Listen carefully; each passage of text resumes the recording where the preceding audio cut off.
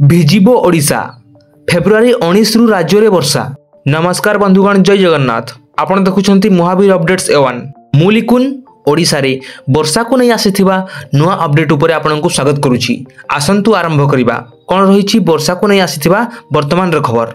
आसंता 19 रु 21 तारिख मध्य रे राज्य रे 9टी जिल्ला रे वर्षा संभावना रहिछि। ए नै शुक्रवार भुवनेश्वर आंचलिक पाणीपाग केन्द्र पक्षरु पूर्वानुमान करा जायछि।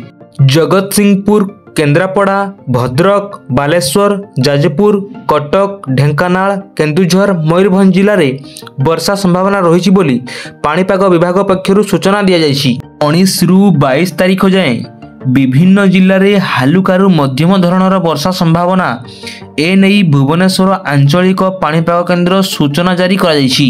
उत्तर उपकूल ओडिशा और मयूरभंज रे हालुकारु मध्यम धरणर वर्षा होई पारे।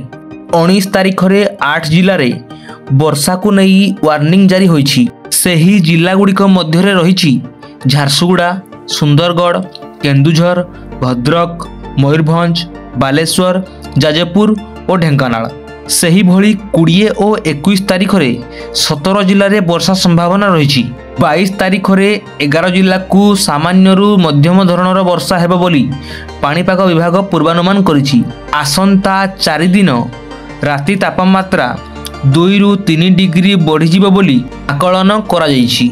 सेही भली 2 दिन परे राति तापमात्रा मध्य 2 रु 3 डिग्री बढ़िबो बोली पाणीपाग विभाग पक्षरु पूर्वानुमान रहिछि। वर्तमान रो खबरटी थिला ओडिशा रे वर्षा और जलवायु को नेकी। खबरटी केमती लागेला कमेंट माध्यम रे निहाती जणाइबे। एमिति सुंदर सुंदर खबर पाई लाइक, शेयर और सब्सक्राइब सहित आम सहित जोड़ी रहंतु। आउ किछि समय पर देखा हवा आ गुटे सुंदर अपडेट को नेकी। वर्तमान पाई रहिली नमस्कार।